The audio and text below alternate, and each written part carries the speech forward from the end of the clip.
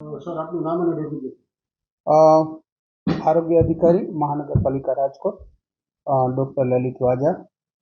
Sir ખાસ કરીને જે રોગચાળાની સ્થિતિ છે ચોમાસાનો સમય છે શું સ્થિતિ છે રોગચાળાની?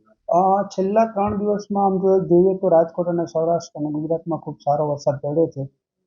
એને લીધે થઈને બધી જગ્યાએ પાણી ભરાયા હતા અને પાણી ઓસરી પણ ગયા છે.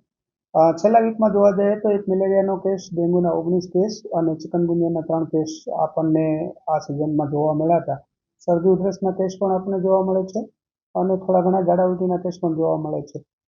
તો આ સિઝનની અંદર ખાસ કરીને વાહકજન્ય રોગ અને પાણીજન્ય રોગચાળો થોડો વધવાની શક્યતાઓ હોય છે, કારણ કે સિઝનલ ટ્રેન્ડને લીધે થઈને દર વર્ષે વધતો હોય છે અને આ વર્ષે પણ થોડો ટ્રેન્ડ વધવાની શક્યતાઓ છે. મહાનગરપાલિકા દ્વારા 23 આરોગ્ય કેન્દ્ર છે, 23 આરોગ્યની જે ટીમો છે એ ટીમો આથી થોડા પાણી ઓસરી ગયા છે એને લીધે થઈને ઘરે ઘરે સર્વેલન્સ ચાલુ કરાયું છે અને જે લો લાઇન એરિયા છે અને સ્લમ વિસ્તાર છે, સેમી સ્લમ વિસ્તાર છે કે જ્યાં પાણી થોડા ભરાયા હતા, એવા વિસ્તારમાં ક્લોરીન ટેબ્લેટનું વિતરણ, ઓઆરએસનું વિતરણ એવું બધું ચાલુ કરવામાં આવ્યું છે.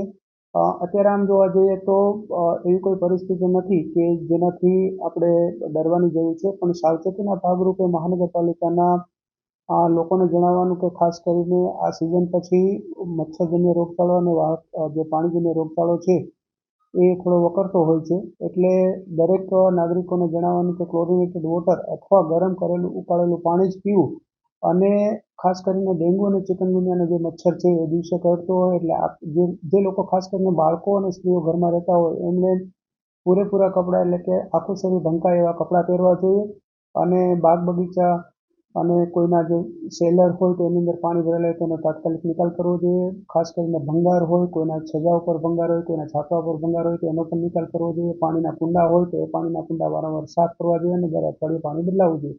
અને મહાનગરપાલિકાની જ્યારે આ જે વપરાશના પાણીમાં ટીમ આવે તમારા ઘરે અને દવા નાખવા માટે આવે ત્યારે એને ખાસ કરીને સહકાર આપવા તમામ નાગરિકોને વિનંતી છે.